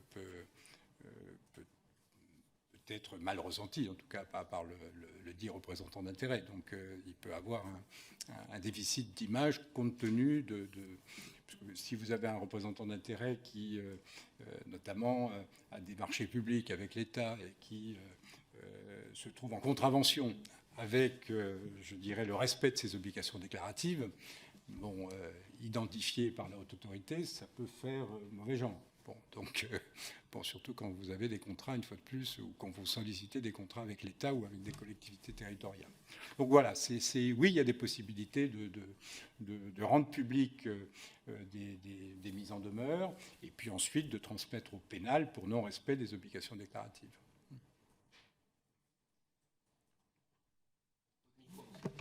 Merci, mais ça ne répond pas tout à fait à ma question. C'est dans quelle mesure vous pouvez inciter les responsables d'intérêt à déclarer s'ils ne déclarent pas? On leur adresse une mise en demeure, et s'ils ne répondent pas à la mise en demeure, on transmet au parquet. Bon, et donc il y a ensuite l'instruction qui est conduite par le parquet. Mais oui, on fait beaucoup de pédagogie, de relance avant de faire une mise en demeure ou avant de transmettre au parquet. On essaie justement d'obtenir des réponses. Mais après, il est tellement facile de contourner le dispositif mis en place, justement par les 9 actions au lieu de 10, par le critère de l'initiative, que du coup, vous avez un certain nombre d'entités qui peuvent ne pas correspondre totalement à la définition même du représentant d'intérêt. Donc c'est là où je pense que le législateur pourrait reprendre un petit peu la main, d'ailleurs, par rapport à ce décret, où il faudrait, en tout cas qu'au niveau de l'exécutif, il soit conscient que le décret tel qu'il est rédigé pose problème. Il y a eu une interpellation par un de vos collègues à une séance de questions d'actualité sur le champ de la décision publique concernée, où le gouvernement a répondu que oui, il pourrait se saisir éventuellement de cette question. Mais il n'y a pas que le champ de la décision publique concerné. Il y a aussi le problème des critères d'identification des représentants d'intérêt. Si on ne revoit pas non plus ces critères d'identification des représentants d'intérêt, je pense qu'on passe à côté de beaucoup de choses, quoi. Merci. Monsieur Sconego, vous avez une question complémentaire? Madame Genté. Merci, Monsieur le Président. Merci, Monsieur le Président Migaud. On voit combien, à travers vos propos, en fait, on a un curseur qui est très difficile à placer dans notre vie publique entre l'exigence de liberté à laquelle nous croyons beaucoup dans notre devise et l'exigence de sécurité, d'autre part, que nous souhaitons maintenir sur notre... Notamment, je pense à la sécurité, puisqu'on est sur le sujet des ingérences étrangères par rapport à la pression que nous pourrions recevoir, acteurs publics, de la part d'une puissance étrangère. Alors, pour en revenir à plusieurs points, d'abord, vous avez tout à l'heure parlé, nous en parlé des parlementaires européens. Nous avons ici une ancienne parlementaire européenne, donc je m'étonnais un tout petit peu. Il n'y a pas l'équivalent d'une haute autorité, d'une HATVP pour les parlementaires européens, au niveau européen d'abord. Je suis un tout petit peu surprise je l'apprends. Je suis un tout petit peu surprise de ça. Est-ce que ça vous paraîtrait une bonne idée? Est-ce que ça ferait doublon avec ce que vous faites, puisque vous, côté français, vous le faites déjà ici? Ensuite, une question sur... je me pose la question sur l'effet, d'abord les critères des représentants d'intérêt. Vous venez de les évoquer, notamment ces représentants d'intérêt, le lien qu'ils peuvent avoir avec un pays étranger. Par exemple, tout simplement, ils peuvent avoir une double nationalité ou une nationalité étrangère. Est-ce que c'est un indicateur pour vous de vigilance ou pas? Et du coup, je me pose la question de cet effet, je ne sais pas s'il faut l'appeler domino ou poupée russe, c'est-à-dire que vous pouvez avoir quelqu'un, je pense notamment à la vulnérabilité de nos acteurs publics, locaux, territoriaux, qui sont parfois moins au fait du risque de pression étrangère, et comment les alerter, comment vous pourriez-vous les aider à repérer les risques? Alors on repart encore des critères qui permettent de lister les caractéristiques d'un représentant d'intérêt. Je pense par exemple à une entreprise qui viendrait démarcher une collectivité locale pour je ne sais quel marché public ou projet public, et puis derrière en fait pourrait se dissimuler ou s'abriter ou plus ou moins ouvertement une puissance étrangère. Donc quels sont à votre avis, les outils qui nous permettraient, à tout le moins, ça ne veut pas dire que tout le monde est mauvais et qu'il faut repousser tout le monde, mais comment être vigilant et avoir au moins la possibilité de donner les informations que la personne qui est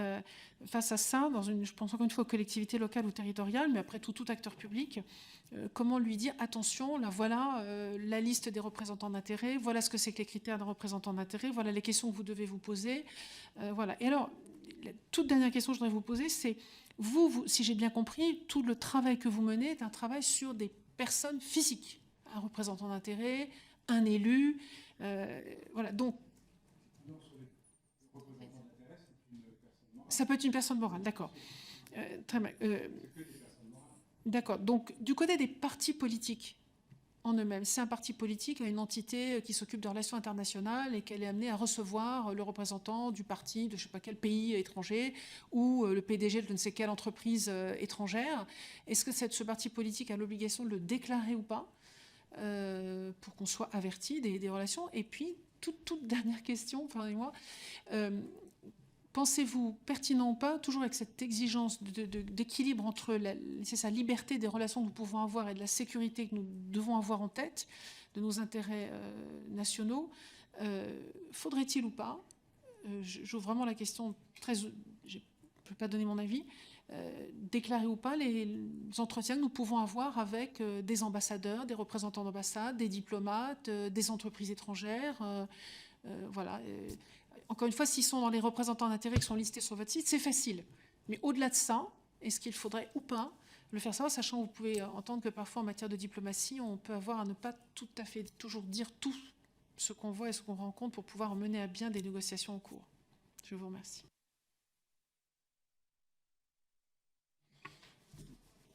Beaucoup de questions à la députée. D'abord, oui, il n'existe pas de haute autorité de la transparence de la vie publique au niveau européen. C'est une proposition qui est formulée, qui est portée d'ailleurs par les autorités françaises sur le plan européen, par le président de la République et puis par un certain nombre de députés européens. La présidente du Parlement européen l'a évoqué aussi sur la mise en place possible d'une haute autorité. Le fonctionnement entre les différentes institutions européennes n'est pas toujours simple. Bon, donc voilà, ça peut mettre un petit peu de temps, mais c'est sur la table.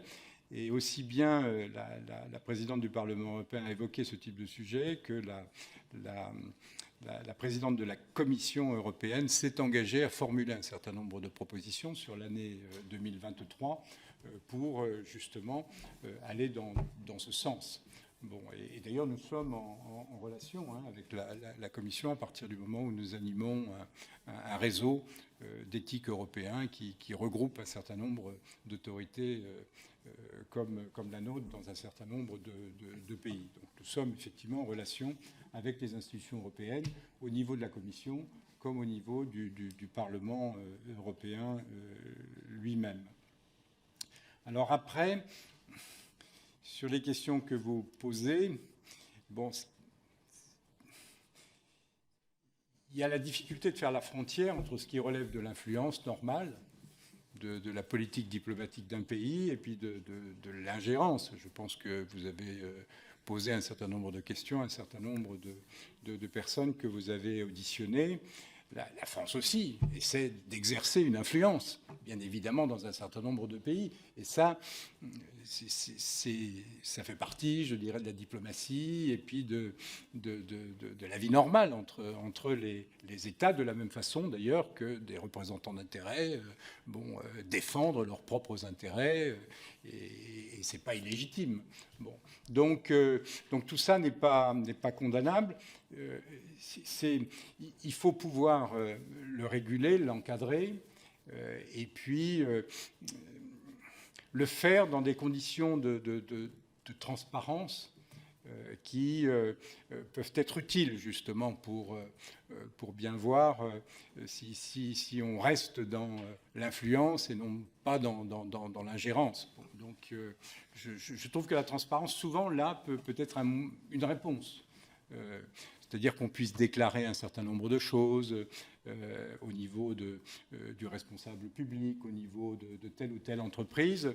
C'est quelque chose qui peut être utile parce que du coup c'est transparent, on le fait en toute connaissance de cause et les décideurs peuvent justement décider en toute connaissance de cause par rapport aux informations qui sont données. Alors sur le fait d'avoir une double nationalité, le fait aussi de pouvoir défendre, compte tenu des relations d'amitié que vous pouvez avoir avec tel ou tel pays, etc. Là aussi, c'est pas condamnable.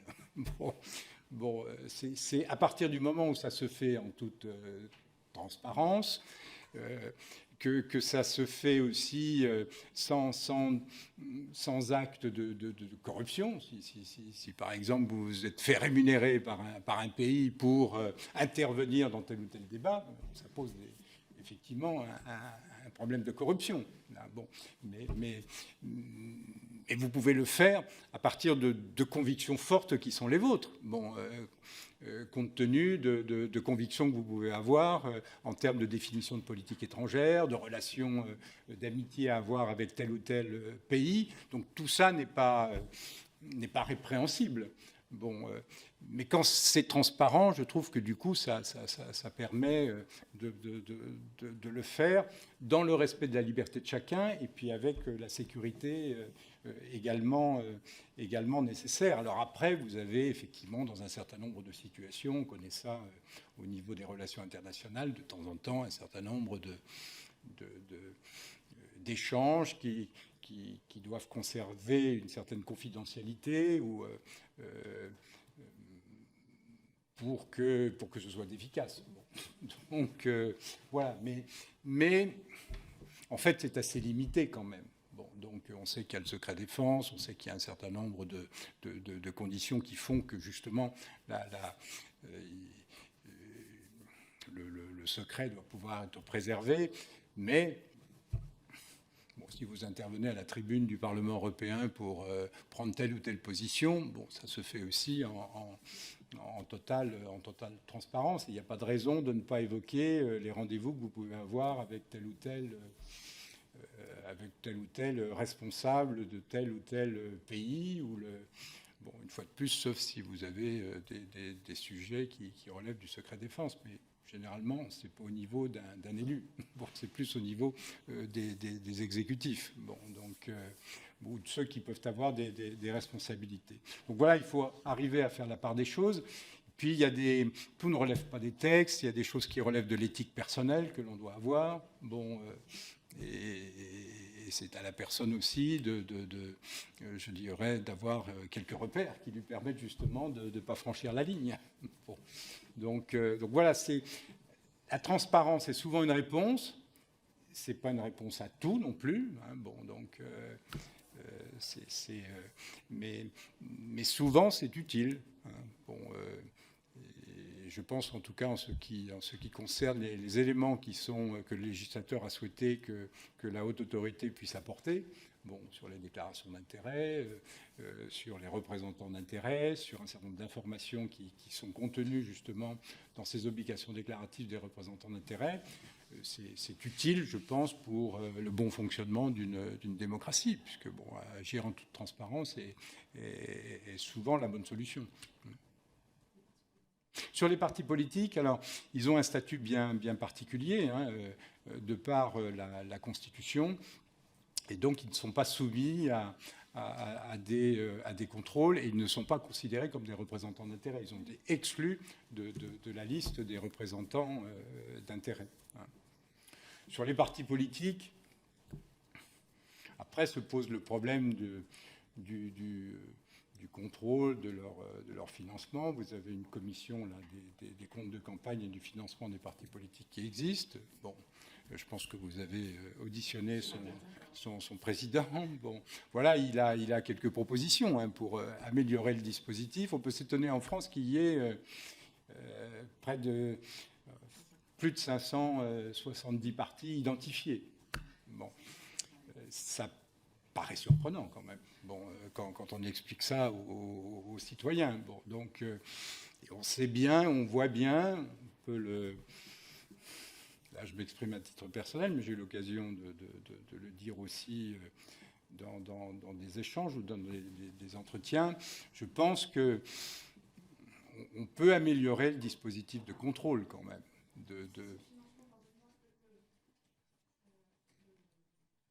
Monsieur Migaud, est-ce que vous pouvez couper votre micro pour que Mme Gente relance, s'il vous plaît?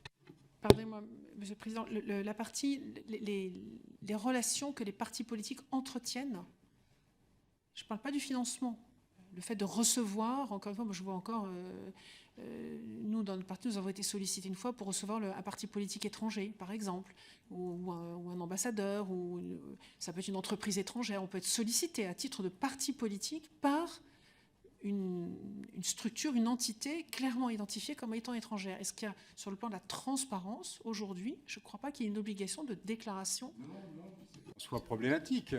Bon, c'est très souvent d'ailleurs quand vous avez ce type de rencontre, vous en faites état, hein, vous le retrouvez sur le site, parce que vous prenez une photo. Hein, bon, moi j'ai reçu une délégation moldave hier ou avant-hier.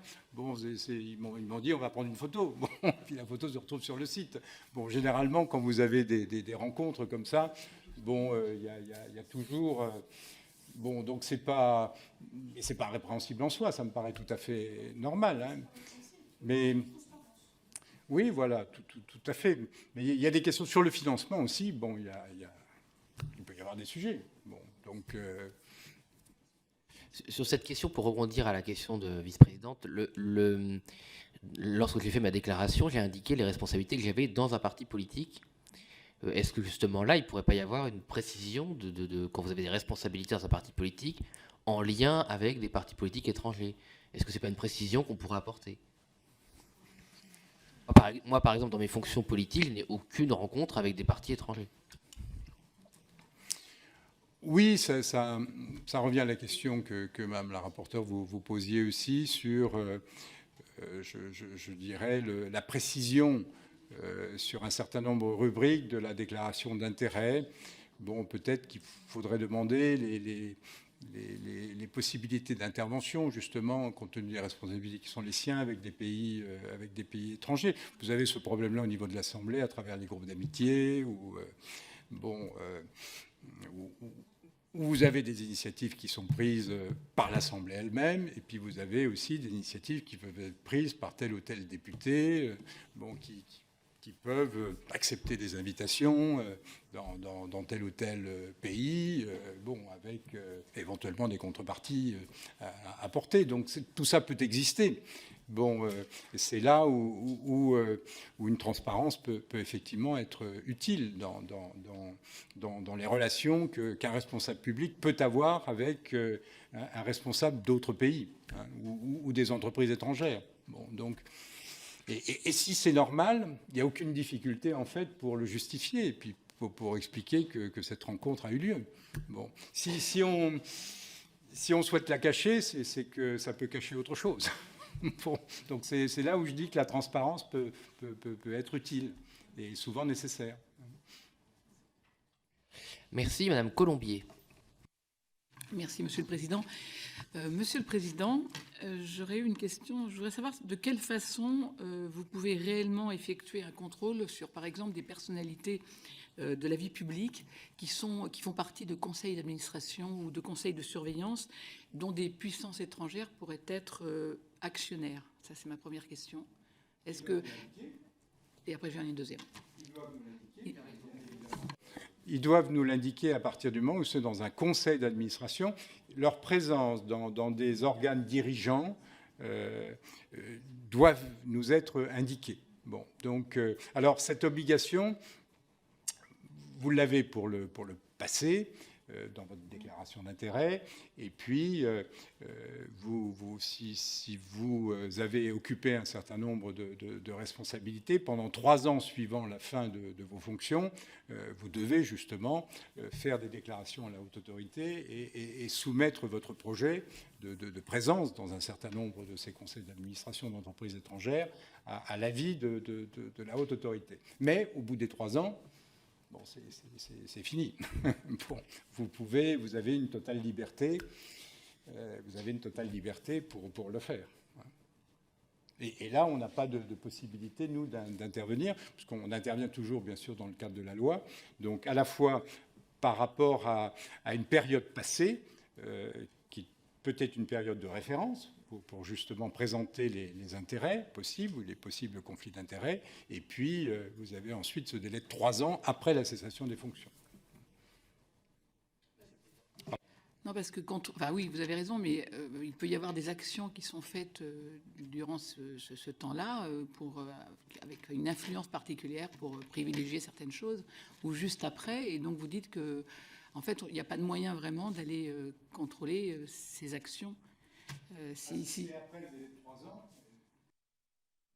Oui, passer le délai de 3 ans, les personnes n'ont plus aucune obligation. Alors après, il y a d'autres moyens de pouvoir mesurer l'influence, justement, de la présence de ces personnalités dans des conseils d'administration ou autres. Mais il n'y a pas d'obligation en tant que telle de déclaration à la haute autorité ou d'avis à demander à la haute autorité pour être présent dans ces entreprises étrangères.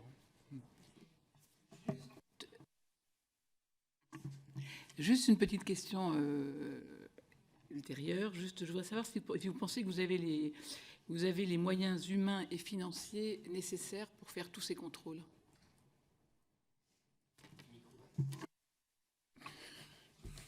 La question des moyens, c'est toujours une question délicate parce qu'on voudrait toujours plus de moyens. Donc ça, je suis un peu déformé par les anciennes fonctions qui ont été les miennes. Le premier président de la Cour des comptes, j'aimerais, avant éventuellement de redistribution des moyens, qu'il y ait une réflexion sur la cohérence des dispositifs mis en place. Bon. Est-ce qu'il n'y a pas des doublons? Est-ce qu'il n'y a pas des chevauchements? Parfois, est-ce qu'une autorité ne pourrait pas être renforcée par les moyens d'une autre qui fait la même chose et qui n'apporte pas de valeur ajoutée sur tel ou tel sujet? Bon, donc voilà, il y aurait ce travail fait.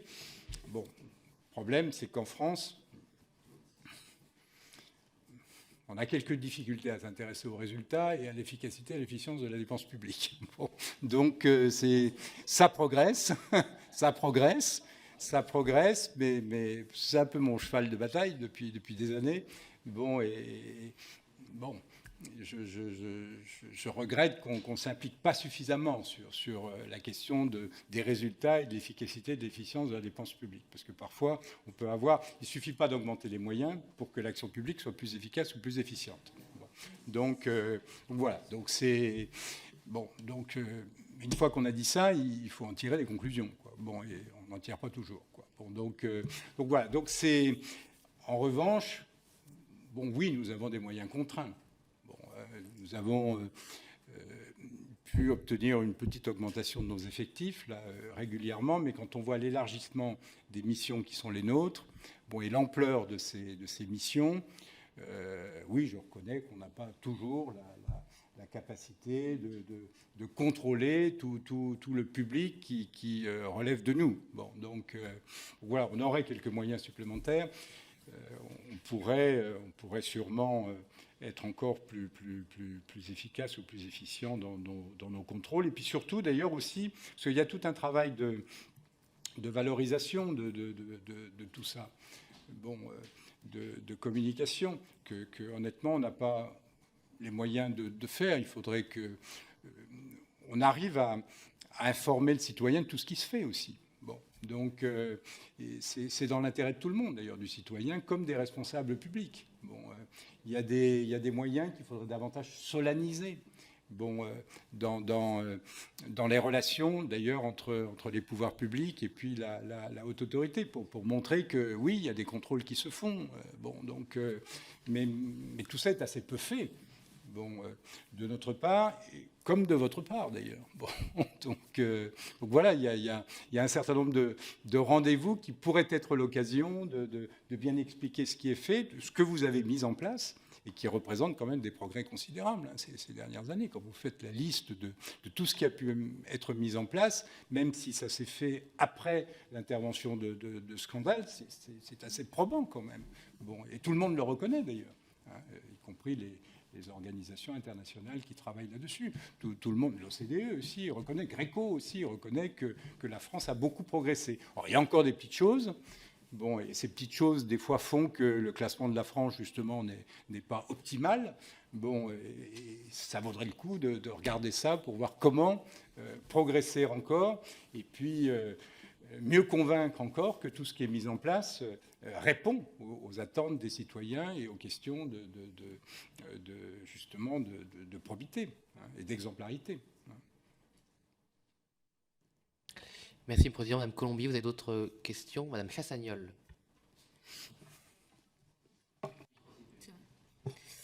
Merci, Monsieur le Président. Merci beaucoup pour toutes vos explications, vos éclairages. J'aurais 2 questions. Vous avez évoqué le sujet de l'initiative des parlementaires pour un rendez-vous avec un représentant d'intérêt, qui est aujourd'hui pas... Il n'y a pas d'obligation déclarative en la matière. Est-ce que vous avez le sentiment que c'est quelque chose qui permettrait de mettre au jour des éléments parfois problématiques ? Parce que je me pose systématiquement la question, même là, dans les réflexions que nous pouvons avoir depuis que nous échangeons, sur le risque aussi qu'il pourrait y avoir à aller très loin dans cette transparence par rapport à la liberté aussi des parlementaires et au risque d'instrumentalisation politique parfois via des réseaux sociaux, d'instrumentalisation polémique aussi sur certains rendez-vous. Est-ce que donc il y aurait une nécessité vraiment de renverser et faire en sorte que cette initiative soit effectivement déclarée, ou est-ce que finalement il faut aussi laisser une forme de liberté d'avoir des rendez-vous parfois qui peuvent paraître utiles sans qu'il y ait de risque derrière? C'est vraiment pour avoir votre appréciation. Et autrement, ma seconde question sur les collaborateurs parlementaires. Les collaborateurs en cabinet ministériel sont soumis à des obligations déclaratives.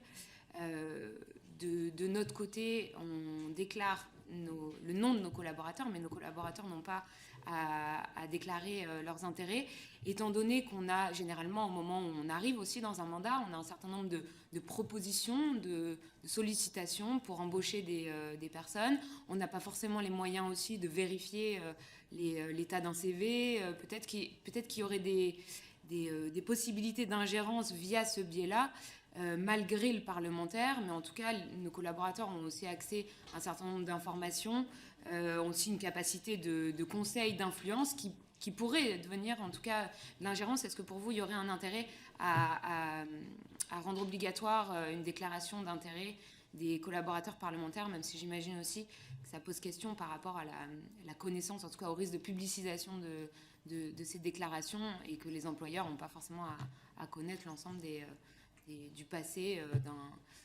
d'une personne qu'on va recruter. Voilà. Je vous remercie.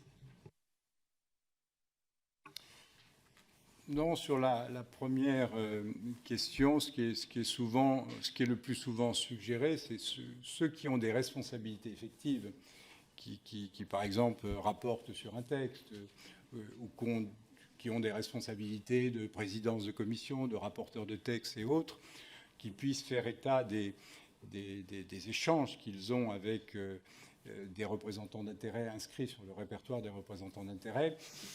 Ça peut paraître légitime. Bon, donc, et je ne vois pas pourquoi on se cacherait d'ailleurs. Bon, donc, qu'est-ce qu'il y a à cacher? Bon, donc, c'est pas répréhensible d'ailleurs de recevoir des représentants d'intérêt. Et à partir du moment où vous avez une décision à prendre, une proposition à formuler, à la limite, que vous ayez été éclairé par le maximum de personnes ou d'entités, c'est au contraire plutôt une bonne chose. Bon. Et d'ailleurs, ce qu'a voulu le législateur, c'est de permettre la traçabilité aussi d'un certain nombre de lois, de grandes décisions. Et c'est intéressant de voir justement ceux qui sont intervenus pour essayer d'influencer. Bon, après, le législateur fait la part des choses. Bon, c'est pas parce que tel représentant d'intérêt lui dit telle chose qu'il va obligatoirement le reprendre. Bon, même si dans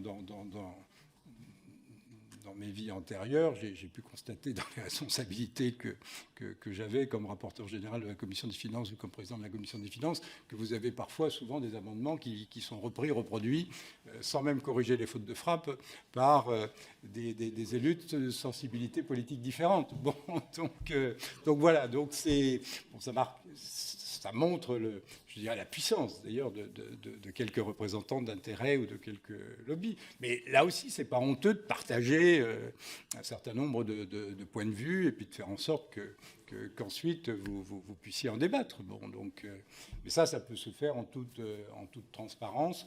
Bon, et je pense que quand on a des responsabilités, c'est important ça se fait de plus en plus d'ailleurs, hein, dans les rapports parlementaires, vous avez la liste des personnes auditionnées, et ça se fera de plus en plus au niveau des ministres. Ça n'est pas une obligation en tant que telle, mais beaucoup le font. Tous ne le font pas, mais beaucoup le font. Bon, Voilà. Sur les collaborateurs parlementaires, vous devez effectivement les déclarer. Il y a un certain nombre de règles qui s'imposent à eux. Par exemple, ils ne peuvent pas être rémunérés, notamment par des représentants d'intérêt. Hein. Ça, la règle est claire. Il nous est arrivé d'ailleurs d'avoir une situation où une personne avait pu être rémunérée par un représentant d'intérêt. Donc, ça a pu être signalé et puis il a pu être mis fin à cette situation. Bon, en revanche, les collaborateurs des présidents des assemblées, doivent des déclarations d'intérêt, bon, mais effectivement pas au niveau des députés ou des sénateurs, même s'il y a obligation de faire mention. Hein, voilà. Donc, voilà, faut pouvoir. L'idée, c'est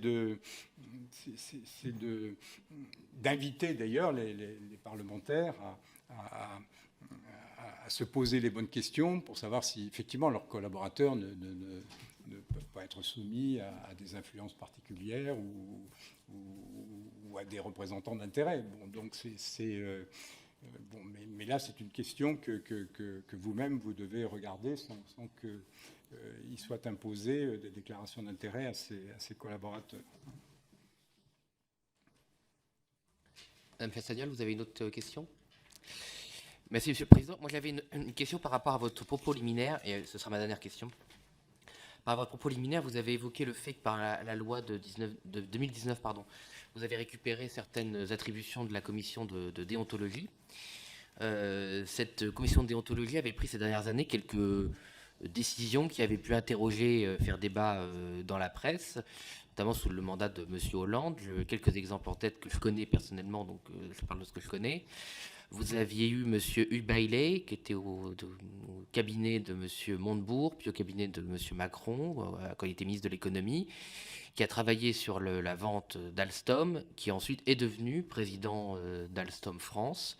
La commission de déontologie ayant validé ce passage du public au privé, ce qui ne cesse de m'interroger depuis cette date. Vous avez eu M.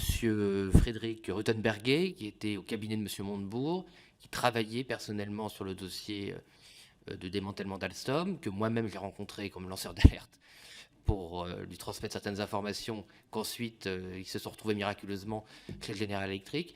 M. Ruttenberger a été nommé ensuite à la Banque Lazare, banque qui a travaillé sur le démantèlement d'Alstom en faveur de General Electric. Pareil, la commission de déontologie de l'époque a estimé que c'était parfaitement normal, acceptable. Et enfin, celui qui a fait le plus les gros titres, c'est M. Azema, qui était président de l'Agence des participations de l'État, qui est passé ensuite à la Bank of America, qui est ensuite passé aussi dans une autre institution financière dont là j'ai oublié le nom. Et enfin aussi un dernier exemple, c'est M. Bézard, qui est passé dans un fonds de pension à la Cathay Pacifique, donc fonds de pension d'influence chinoise, validé aussi. Donc est-ce que, compte tenu des critères que vous adoptez aujourd'hui, est-ce que vous estimez que les 4 exemples que je vous ai donnés, qui une fois de plus sont accessibles pour tout le monde publiquement, est-ce qu'aujourd'hui vous considériez que ces cas ne posent pas problème au point de vue du conflit d'intérêts? Moi j'avoue que de l'extérieur, en tout cas, les éléments qui sont à disposition du public et que j'ai eu à connaître personnellement, je n'ai jamais compris ces décisions de la commission de déontologie. Et là, il s'agit d'ingérence étrangère, puisqu'il s'agit d'intérêts américains pour les 3 premiers et d'intérêts chinois pour le quatrième. Vous comprendrez que je ne peux pas répondre à votre question à partir du moment où je n'ai pas été saisi de ces situations, puisque la haute autorité n'est compétente sur cette mission-là que depuis le 1er février 2020. Donc tous ces dossiers sont antérieurs et je n'ai pas eu à en connaître et je n'ai pas d'appréciation, donc du coup à formuler sur des avis qui ont été exprimés par une autre autorité que la nôtre. Moi, je peux rendre des comptes sur toutes les décisions que nous prenons depuis le 1er février 2020. Je vois d'ailleurs qu'un certain nombre de commentaires sont apportés parfois sur les décisions que nous pouvons prendre. Je suis parfois assez déconcerté et assez surpris de quelques commentaires qui traduisent des fois pas toujours une lecture approfondie des décisions que nous prenons. Bon, mais voilà, je peux pas évoquer des situations dont nous ne sommes pas saisis. Je sais qu'il y a un certain nombre de dossiers d'ailleurs qui sont à l'instruction au niveau du judiciaire. Bon, donc les procédures sont en cours et puis on verra ce qu'elles pourront donner. Mais voilà, toutes ces situations que vous évoquez, elles sont antérieures à la mission qui est la nôtre. Je vous remercie. Est-ce que vous avez, Madame la rapporteure, une question? Oui. Non, j'ai pas de question. Je pense qu'effectivement, les travaux de notre commission d'enquête soient bien centrés sur la thématique des ingérences étrangères de toute nature et que nous devons bien nous garder d'évoquer des situations sur lesquelles les procédures judiciaires sont en cours. Je vous remercie. Écoutez, Monsieur le Président Migaud, je vous remercie pour le temps que vous avez consacré. La séance est levée. Je propose une suspension de séance de 10 minutes. Non, vous avez besoin de plus, Madame la rapporteure? Non, c'est beaucoup, 10 minutes. Non, c'est très bien, j'ai pas besoin de plus. Ah bon, 10 minutes pour que tout le monde se repose un peu et que nous reprenions les travaux dans un état normal. La séance est suspendue. Merci.